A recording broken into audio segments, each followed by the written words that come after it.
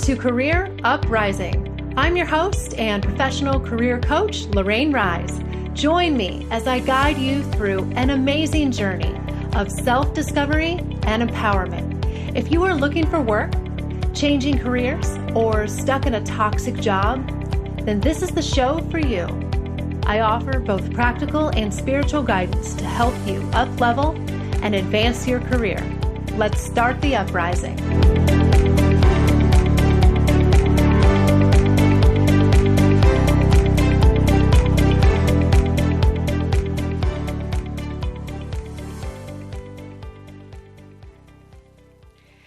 Hey everybody, you are listening to episode 18. Are you headed for a career burnout? Hello again, everybody. How are you doing? It's Monday again, my favorite day of the week. I hope life is treating you guys well, and I want to say thank you, as I always do, for kind of circling into my atmosphere for the next couple of minutes. We'll be gathering together for about an hour here, and I've got a great topic for you guys, and kind of different than what we've done in the past. We're not going to be talking so much about job searching today. We're going to talk more about stress, just our job and career stress, and how we oftentimes head for burnout when things just get to be too much. So I think this is something that everybody can relate to. And so I'm excited. I think this is going to help a lot of people. And it's a new month now. In August, I have a completely fresh round of topics for you guys this month. And it's going to be fantastic, of course. So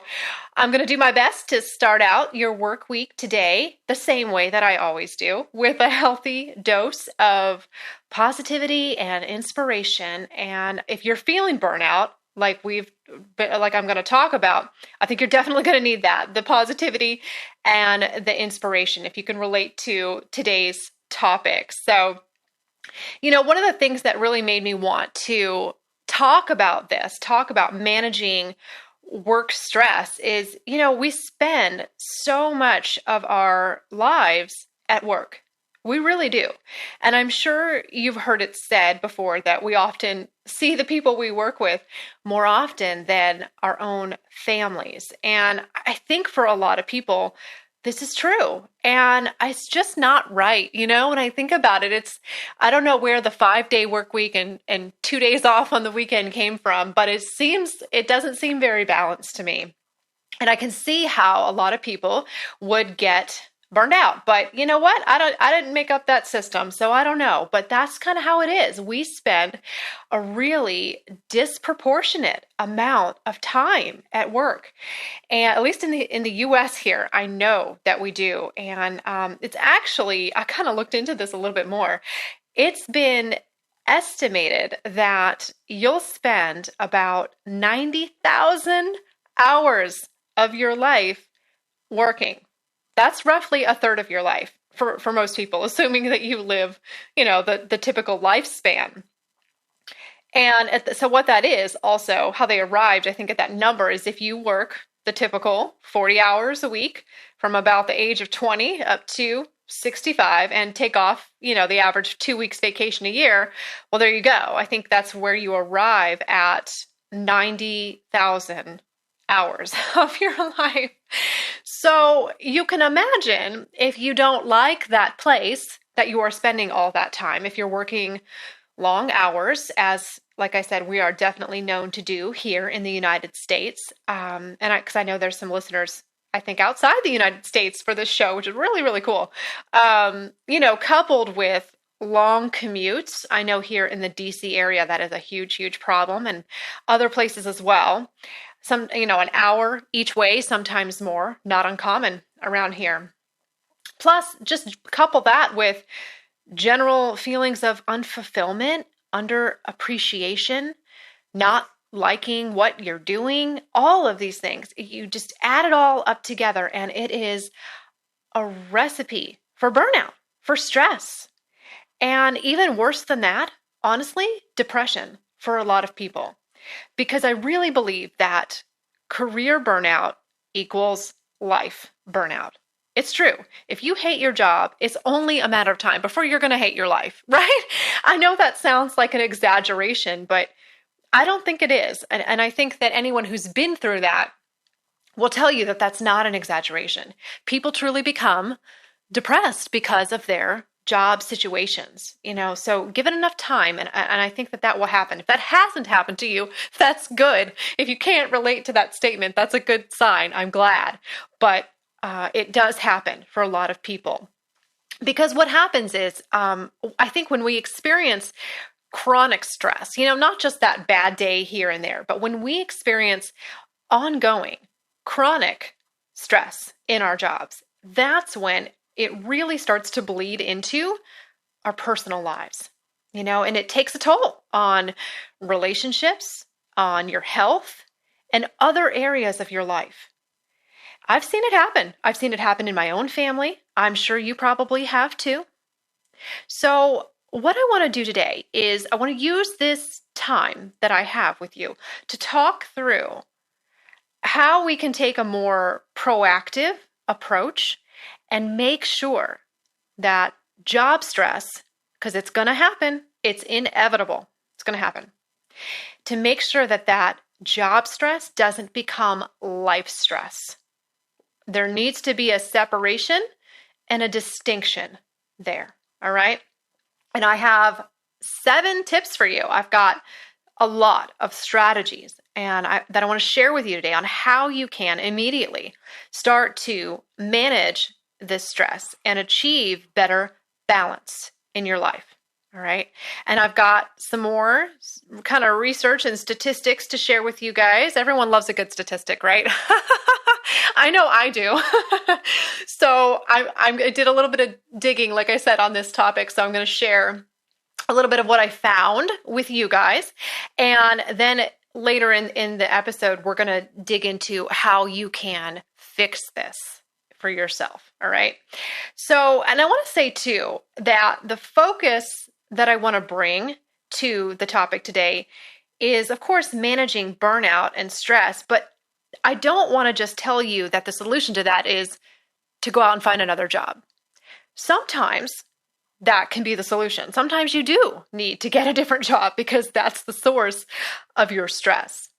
But sometimes it's not. Sometimes it's a cop-out, honestly. It is. It's a way to avoid a problem rather than fixing it, right?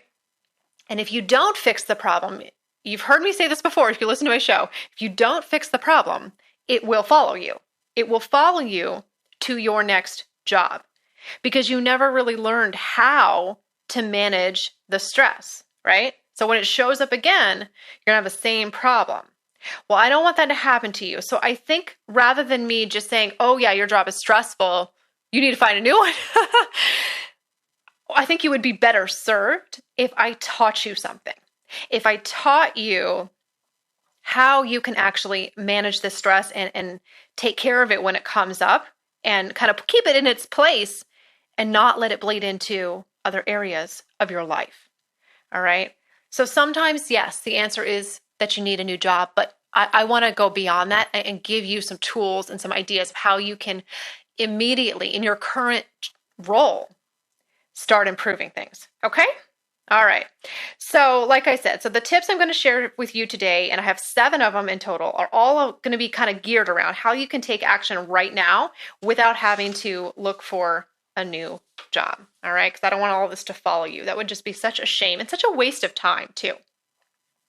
All right. So did you know too, of course, that you can call in live and talk to me? This is a live broadcast, so don't be shy, especially I would say if you are experiencing, maybe you or someone you know is experiencing chronic stress, severe stress in their work, more than just a bad day. Like you feel misaligned, like something is not working. Maybe it's a bad boss, bad coworkers. It could be a lot of different things, just not a good working environment, whatever it may be. I'd love to work through that with you. You are welcome to call in, get a little bit of help on the spot from me. The number is 1-760-456-7277. That's 1-760-456-7277. But no matter what it is that you want to chat about or tell me or ask me, go ahead, give me a call. I'd love to chat with you, but I have a lot of material to go through today as well. Okay, so let's dig in and let's kind of set the scene here for this career burnout with some statistics. So you can kind of get a picture of how bad this problem is and how pervasive I think it really is. So according to some research done by a couple of different sources, careerbuilder.com is one, USA Today is another. Here's kind of a snapshot of how it looks for us, at least here in America, how work is kind of by the numbers. All right. So number one, nearly half of America has gained weight at their current job. 28% have gained more than 10 pounds and 13% have gained more than 20. Does that sound familiar to you? Because that is definitely a response to stress. And we'll talk a little bit about that and one of the tips that I'm going to share is kind of the food and the sleep and the weight gain aspect of it. But that is definitely a marker of significant stress if you are gaining weight at this job. Okay. Number two, in the United States, workers take an average of 57% of their vacation days. That's it. That means we're leaving vacation time on the table. Okay, so that actually means that most of us are voluntarily, for whatever reason, giving up about half of our time off that we're allotted and legally given so that we can keep working instead. Now, maybe some people don't really do this willingly, but they feel obligated to, right? They don't feel like their work allows them to take that time off because it's so demanding. So even though they're given it, they're not taking it all for whatever reason. And people aren't given a lot of vacation time to start, at least here in the US. We're not given typically more than maybe 2 or 3 weeks worth. So to not take all of that, oh my God, I can't even imagine. That's a lot of time working, all right? That is definitely a path to burnout. And then a third one, 25% of people check into work hourly while they are on vacation via phone or email. 59% say they check into work during traditional holidays like Christmas and Thanksgiving. Wow. 60% of people check email and check into work on holidays like Christmas and Thanksgiving. This is crazy, right? I mean, how many of you out there are like checking your work email hourly, like even when you're at home in the evening? It's really, really a problem. All right. So like I said, I know I probably have a few, maybe more international listeners, one at least I think in the UK and maybe some other places.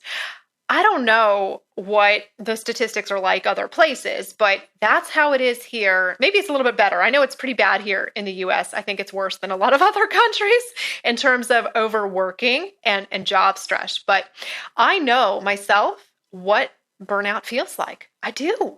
My husband has known it. My dad has known it.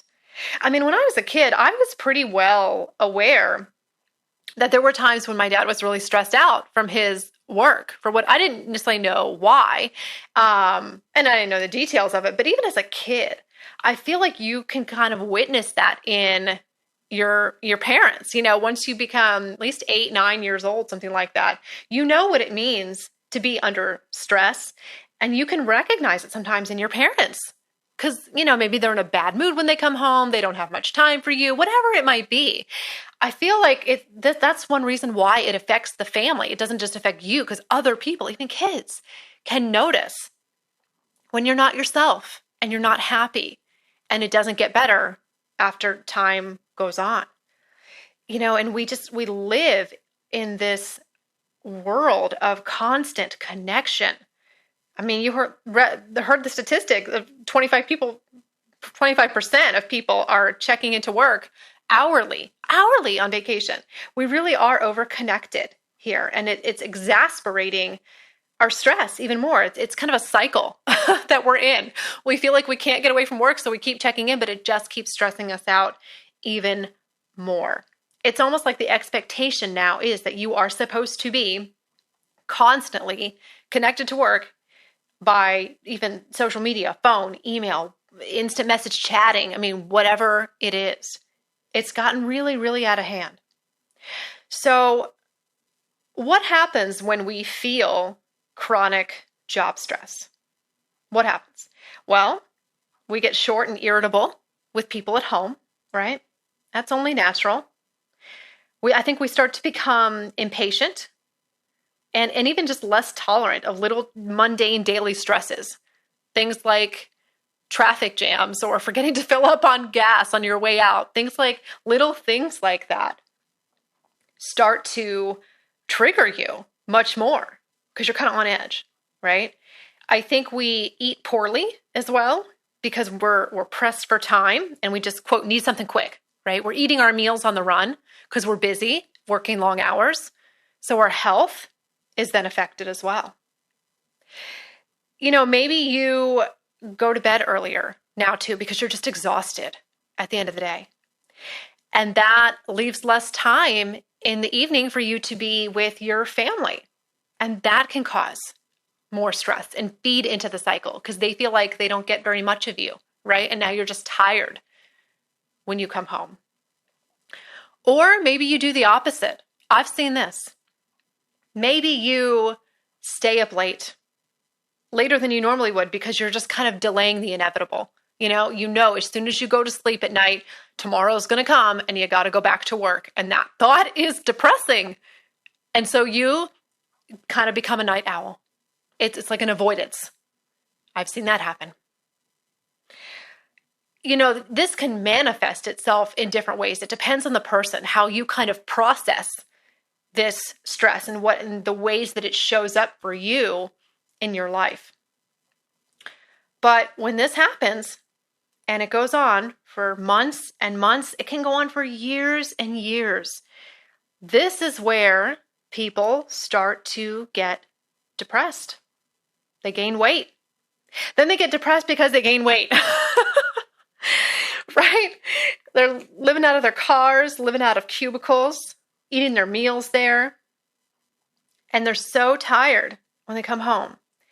You just feel like you have nothing left to give yourself or your family or any, extra activities outside of work. It's get up, go to work, wash, rinse, and repeat every day. Is this you? Or is it someone you know? If so, take heart at least that you are not alone and there are ways to improve it. All right, so here's a couple questions maybe that you can ask yourself if you're not sure kind of where you are in the spectrum or how bad this stress might be. Here's a quick little self-test that might help you to kind of determine if it's a problem or not. So are you tired all the time, right? Do you feel generally drained and less energy? And again, not just one day, but as a kind of a lifestyle. Do you just generally feel tired all the time? And are you finding that you're saying, I'm tired. God, I'm so tired all the time. That's not a good sign. You shouldn't be tired all of the time. Do you generally feel just less motivated than you used to be? You don't really have the zest that you used to have and the optimism, maybe the confidence. You've kind of lost interest in other things that used to make you excited, that you used to have interest in. That's a sign. Are you gaining weight? Now that could come from a lot of different ways, but job stress absolutely can cause, just hormonally, stress causes weight gain, I'm sorry. But then also just the poor eating habits as well. That's another way that you can gain weight. So that can absolutely be an indicator. Do you get sick more often than you used to? That could be a sign. Your immune system could be weakening because of the chronic stress. That mind-body connection, it's real. It is. It's very real. Your body knows when you are under chronic stress. And it's got no choice but to respond to that and it gets weakened. So if you're finding yourself getting colds and things like that more often, that could be where it's coming from. Do you feel like your personal relationships have become strained? Especially among spouses. I know this is really common because, you're in the same house as each other, and it's hard to avoid that stress trickling over into your communications with the people that you love. It's very hard to avoid that. Do you feel like those relationships now are suffering because you're chronically in a bad mood, working late hours, working even when you're at home, not having time to spend with your family? Okay, that's a high cost to pay with job stress, with your family. Do you have just more negative or depressive thoughts than you used to? If you do, you need to pay attention to that. That's your mind and your emotions giving you a warning sign that something is wrong, that you're misaligned with something in your life. All right? Because it's not really normal to think a lot of negative or depressive thoughts all the time. All right? And do your friends and family express concern for you? Do people come up to you and say, "Are you okay? You've been stressed out? You've been working a lot? Are you taking care of yourself?" Are other people showing concern for you? Now, this could be you or this could be somebody else. So think about these questions maybe for somebody else in your life. Is there somebody else that you would answer probably yes to all these questions for? Well, share this podcast with them. Share this episode. They might benefit from it. So I would say that if you answered yes to more than just like one of those, then at least to some degree, yes, your job is probably causing you stress. All right. Which is to a certain extent, like I said, is normal from time to time. But we're talking about the chronic, it never ends kind of stress, burnout. I would say too, if you answered yes to probably 3 or more, then I'd say your job is majorly stressing you out and you need to take action in some way. All right, do you like that official survey I made for you guys? Super, super official. I think you get the point though, right? It doesn't really matter how many yeses you answered that. I want you to use your own judgment, your own intuition if you think that you really, have kind of a problem and need to make a change in your life in some way. But those are at least some questions that you can ask yourself or ask your loved one to kind of start that conversation and go, okay, do we need to do something about this? And speaking of doing something about it, I think it's the very first step, and this is really important, and it can make a lot of people uncomfortable sometimes, is to accept personal responsibility. Your stress level ultimately is your responsibility and yours alone. If you've been listening to my shows, then you probably know I'm a huge advocate of personal responsibility in every facet of life. And that certainly includes your career and the stress level that's going to go along with it. I've said it before, and I'll say it again. Problems are inevitable. Suffering is optional. Now, some situations make it easier than others. I know that. But no matter what, suffering is optional. How you manage your stress is up to you. So now that doesn't mean that other people aren't often the problem or the source of the stress, but how you respond to it is completely up to you. Yes, there are bad bosses out there. Yes, there are harassing work environments, unfortunately. But how you manage those things and whether or not you tolerate them and stay in them or take action or don't, that part is up to you. And that's where your power is. And that's where what we're talking about today. All right, that's where this discussion kind of lives, is within that area of response to the stress that you have power in. So I just kind of want to throw that little nugget out there first to make sure that we're on the same page before we get too far into this lesson and before I start sharing with you all of the tips that I wanted to share, all right? Because if you don't believe that your stress level is within your control, well, what's the point of me even sharing any tips with you on how to fix it? Because you don't think that you have the power to fix it. I want you to apply this to everything in your life. All right? nothing I'm about to say would matter. You wouldn't implement any of it. So I just wanted to get that off of my chest first and make sure we're on the same page that you can fix this. You are in control of it, and that is a good thing. Okay, so this is probably a good stopping point where we can take a quick little commercial break, because when we come back, I'm going to be ready to kind of dig into these tips a little bit. So let's take a quick commercial break. When we come back, we're going to really get into the thick of it. I have no less than 7 tips for you that you can immediately implement to take your power back and gain control of your work stress. All right. And if you can, I know you might be at work right now, but if you can call in 1-760-456-7277. Tell me about your work stress. I will help you through it. Okay. All right. Stay tuned, guys. We will be right back.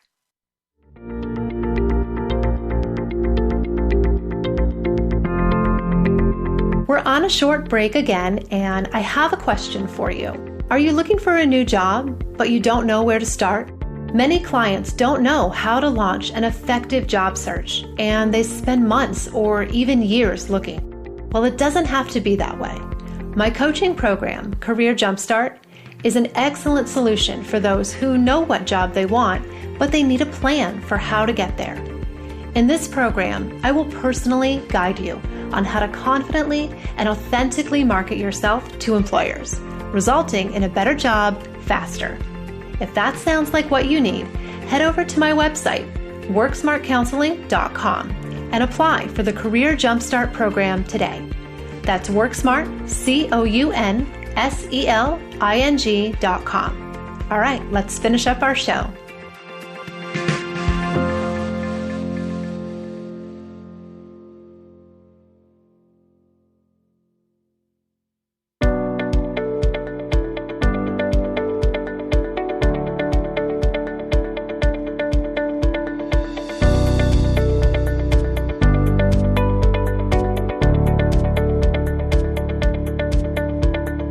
I'd love to answer your questions. Give me a call in today's episode, recorded live, by dialing the U.S. number 1-760-456-7277. That's 1-760-456-7277, and let's see how we can improve your career.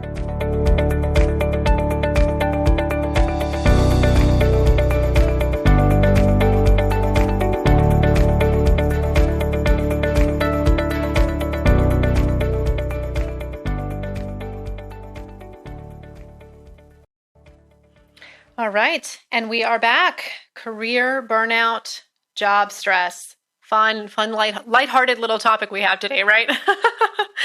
But such a critical one, because I don't know a single person who has not had stress of some kind to some degree in their job. And as I was saying before the break, here in the US, oh my gosh, we're overworked, constantly connected, and freaking stressed out, right? So this is something I think that there's something for everyone in this topic. So what we need to do with any problem, of course, the key is action. What are you going to do about it? How are you going to respond to that stress? All right, because that's really what matters, more than what the stress is, where it's coming from, that type of thing. So what I'm going to outline now are 7 tips, and I'm sure there's more out there, but I only have a certain amount of time, so I tried to pick the best 7 tips that I could give you of how you can take action to improve this now, and none of these involve getting another job. You can do that if you need to, but I want to empower you and teach you how to manage stress in whatever situation, whatever job you are in right now, because I think that's going to serve you even better. All right. So let's get into it. Number 1, you must understand first that work-life balance is created and not found. What do I mean by that? Well, people talk a lot about finding work-life balance, right? I'm sure you've heard somebody say that, oh, I hope I can find a good balance in my life with this or that. But I'm going to change one critical word in that sentence. You don't find work-life balance, you create it. And there is a huge difference. That one word matters, okay? Because you're never just going to find it. It will not fall from the sky and land right between your eyes like a drop of rain. It's not. You must consciously and actively create balance in your life, whether it's between work and home or something else, okay? So this goes back to kind of that personal responsibility little spiel that I gave right before the commercial break. It's your responsibility to make sure that you are creating balance in your life. It is not, unfortunately, your employer's responsibility to do this for you. Nobody can do this for you but you. And really, that's a good thing. You want to be in control of this. You want to have the power. So that's really is a good thing. And it also kind of goes back to that same message that I had in episode 3. Did you guys hear that one about employee engagement? Which is kind of a good, now that I think about it, it's kind of a good companion a little bit to this topic in this episode, all about how to be more engaged at work in your current job without having to look for another one. So if you haven't heard episode 3, go back and listen to that one on inflowradio.com. But I kind of had the same message that, in that one, that employee engagement is really not the employer's responsibility. It's yours as the employee, right? So I'm giving you the same message today. Nothing's changed. That when it comes to creating work-life balance and managing your stress, before I can get into any other tip, the number one thing you have to know is that it's ultimately your responsibility and your creation. And you have to actively create balance. You will not find it. And I'm a big fan of the subtleties sometimes of changing one word in a sentence. It gives it a whole nother meaning. All right. So it is a big difference between thinking you'll find something and knowing that you have to go out and create it. Okay. Stress management begins and ends with you. So this is the first tip, obviously, because without this understanding, the rest of it is, well, kind of a moot point, right? So number 2, set boundaries and respect them. Now, I'm not just talking about other people respecting your boundaries, although they should. I'm talking here about you creating and respecting your own boundaries. When you respect your boundaries, other people will fall into line and do that as well.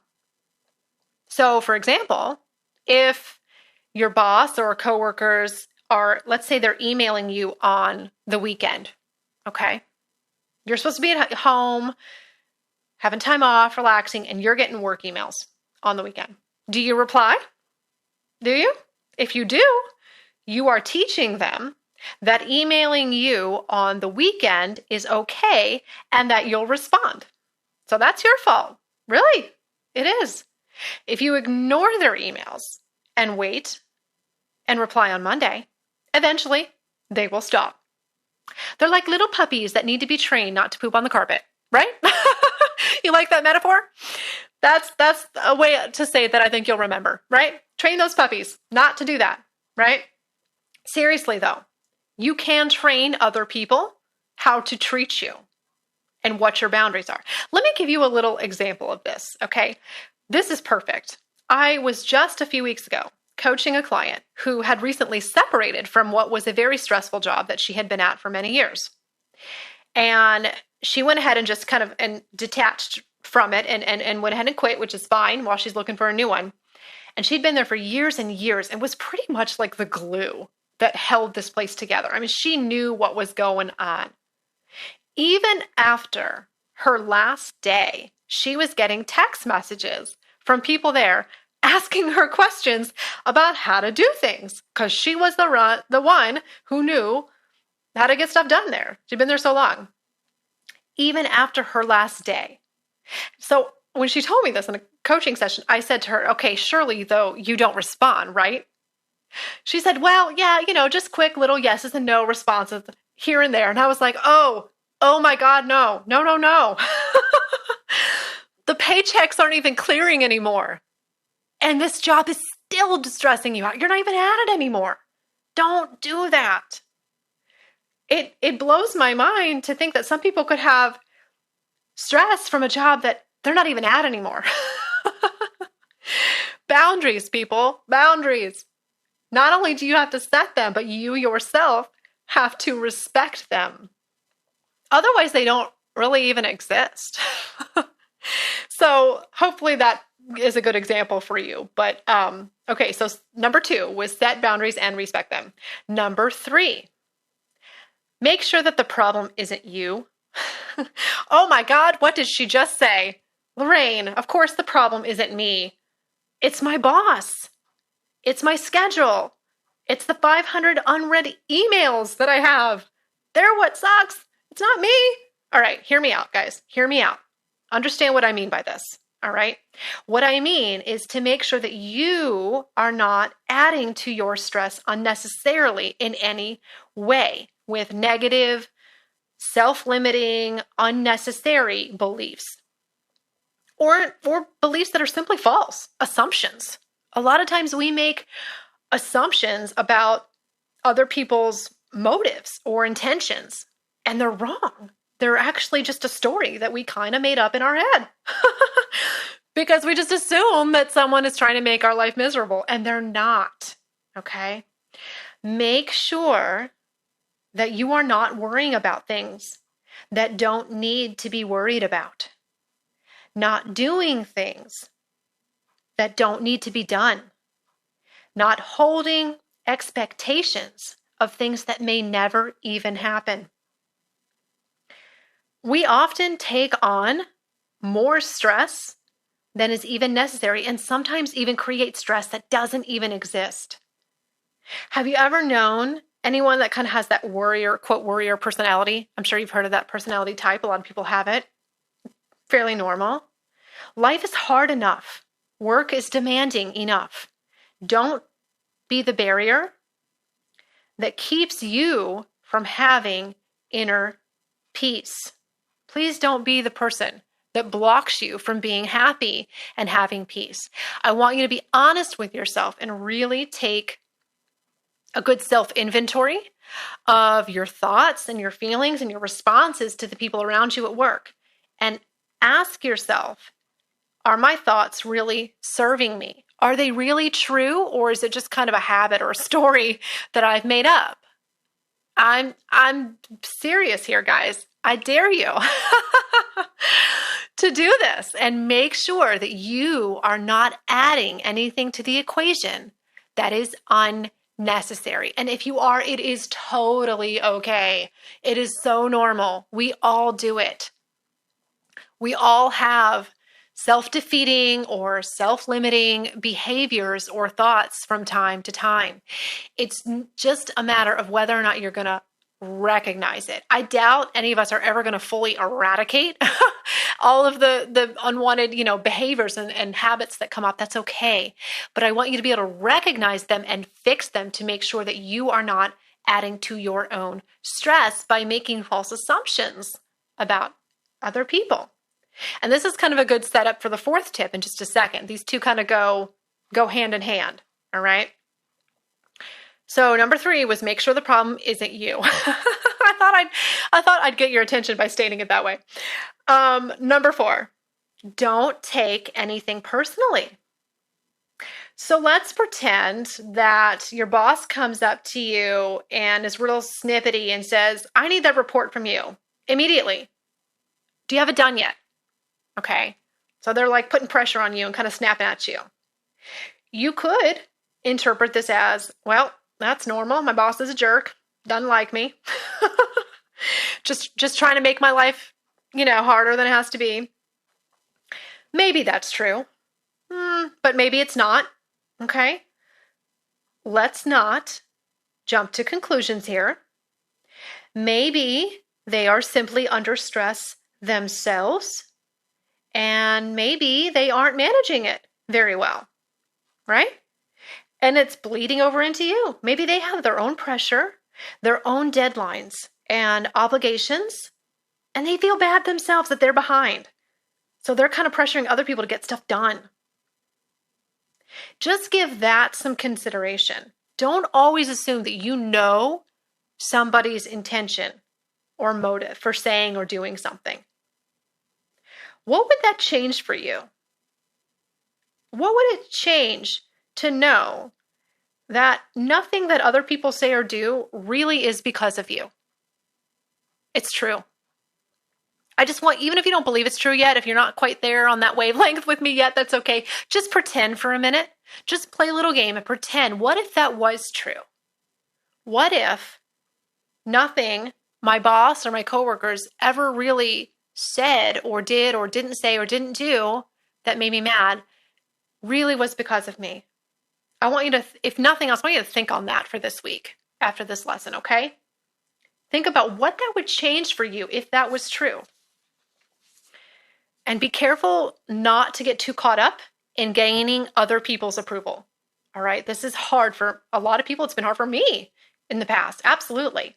I know this one from experience. Don't get too caught up in what other people think of you. There is a difference between wanting to meet expectations on your job and perform well and simply people pleasing unnecessarily. All right. Think about that. So, on that note, too, that makes me think of something else. I had mentioned in a previous episode a couple weeks ago that one thing I do in my coaching practice is I administer a career counseling assessment called a DISC assessment. These things are awesome. First, for helping you understand yourself, who you are professionally, your strengths, your communication style, that type of thing. But the added bonus of these is that you get to learn about other people as well. You can learn about other people's communication style, their personality, and kind of why they are the way they are. And it really puts things into perspective because you can look at the different types. There's 4 different types it kind of breaks people down into.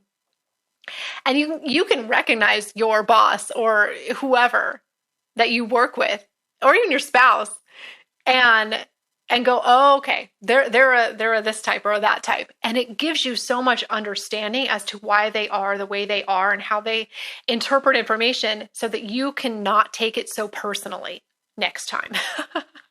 Oh, they're not just trying to make my life miserable. That's just their personality, right? Got nothing to do with you. That right there can be an enormous stress relief, I think, to be able to better understand other people that you work with. Number 5, rolling right along here. Number 5, have a creative outlet. Everybody needs an enjoyable, creative outlet in life, even if you don't consider yourself a, quote, creative person. Do you like to write or draw or paint, or maybe you play a sport, or you just like to read books or volunteer somewhere? It doesn't matter what it is. You need to have something joyful and meaningful that you do in your free time. It could even be something mindless like watching TV. All right, I'll give you permission to go ahead and do a little bit of that. But this is necessary, okay? And I can hear it now. I can hear the doubters now. But Lorraine, I don't have any free time. This all sounds lovely and beautiful. I'd love to have time to pursue, artistic, recreational, fun things like that. But my job is so demanding that I don't even have time to mow my own lawn, let alone pursue anything fun. All right. I know that's what people are thinking. Well, my friends, that's a problem. Look, you don't have to have gobs and gobs of free time, but you need to have at least some. And if you truly don't have any time at the end of the week for yourself, then you do need to make a change. You need to take a hard look at your schedule and your obligations and your situation and figure out what you can drop in the name of self-care. It's true.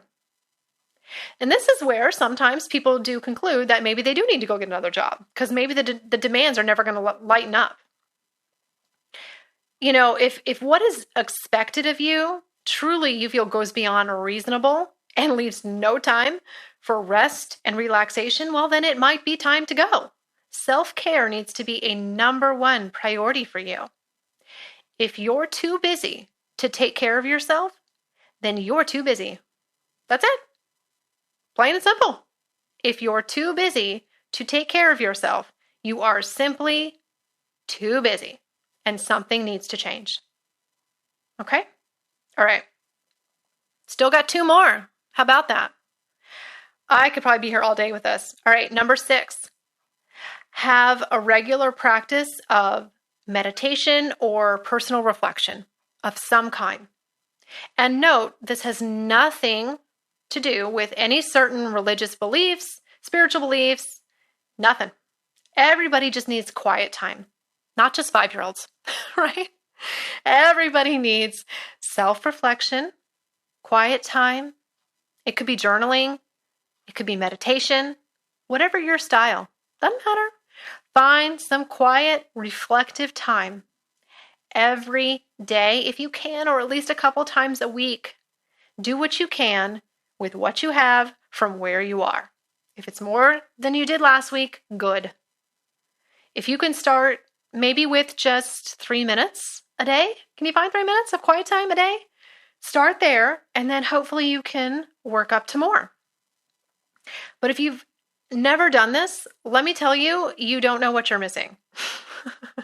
You will be amazed at the clarity and the new ideas that can come to you when you shut off the noise and the technology and the constant connection that you've gotten used to.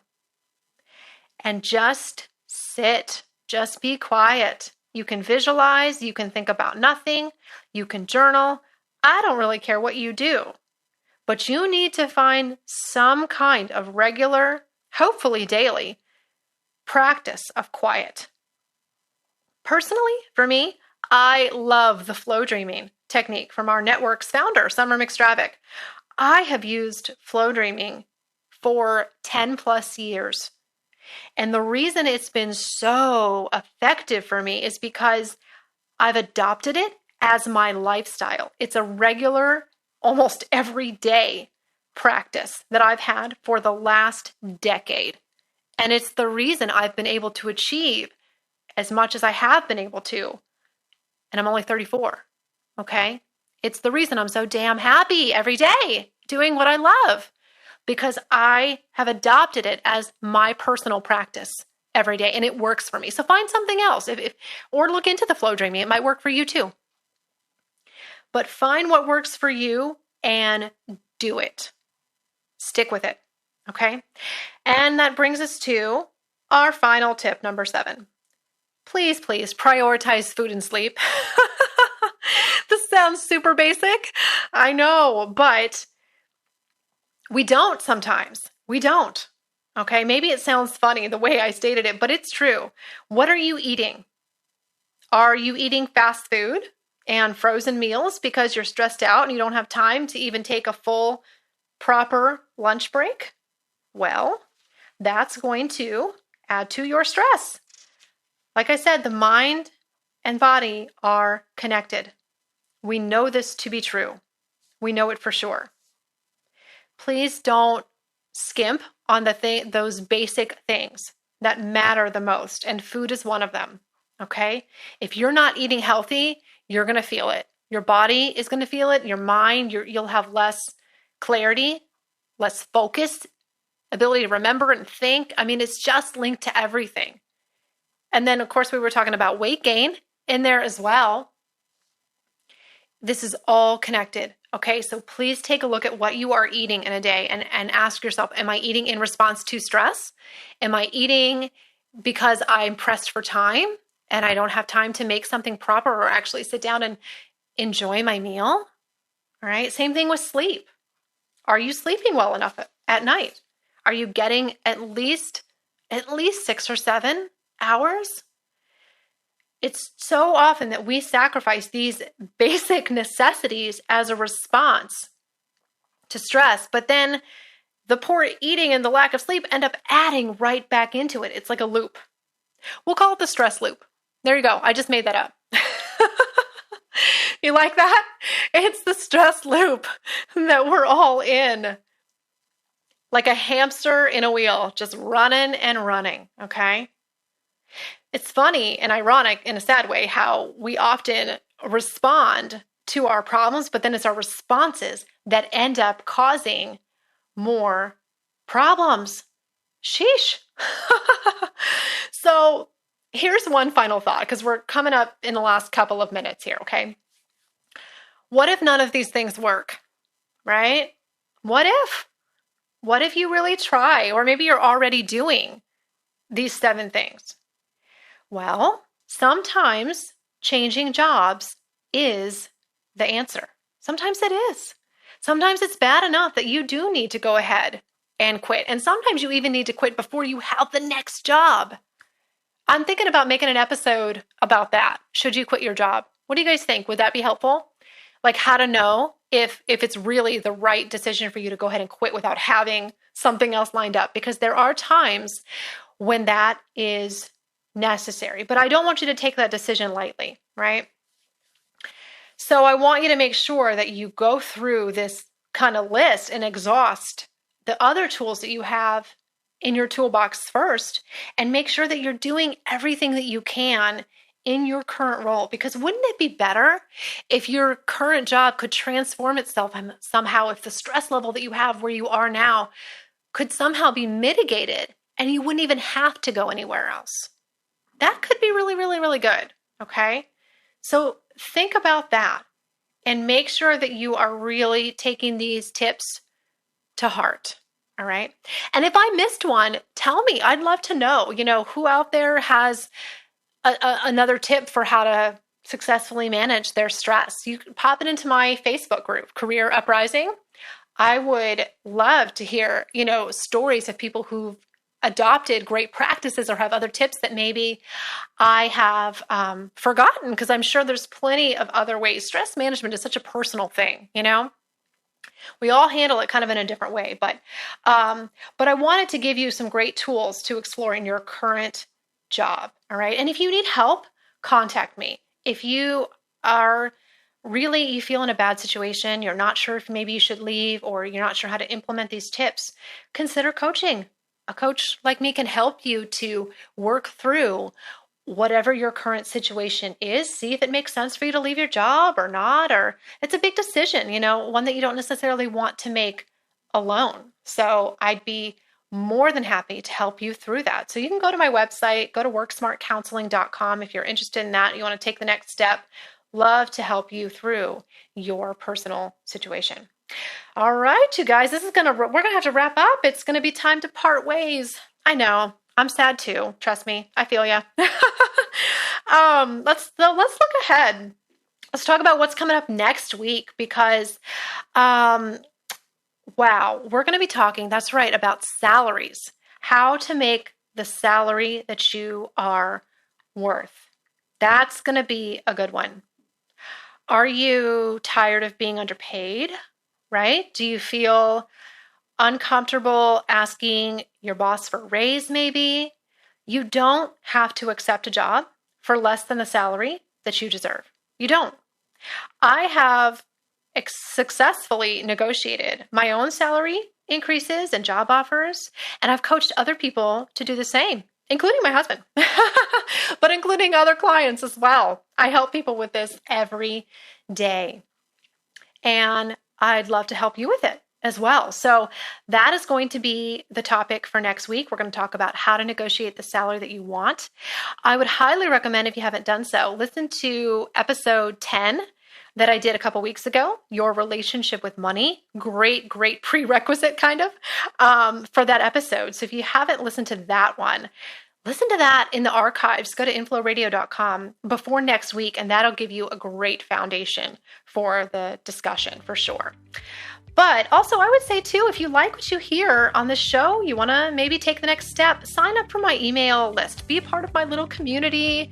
It's growing. You'll get all of my articles, updates, notifications of my podcast episodes, when I'm going live, all that good stuff. So I would love to have you in my network, in my community. But I think that is about it, guys. I'll be back next Monday at 12 p.m. Eastern, and I can't wait. Talk to you next time.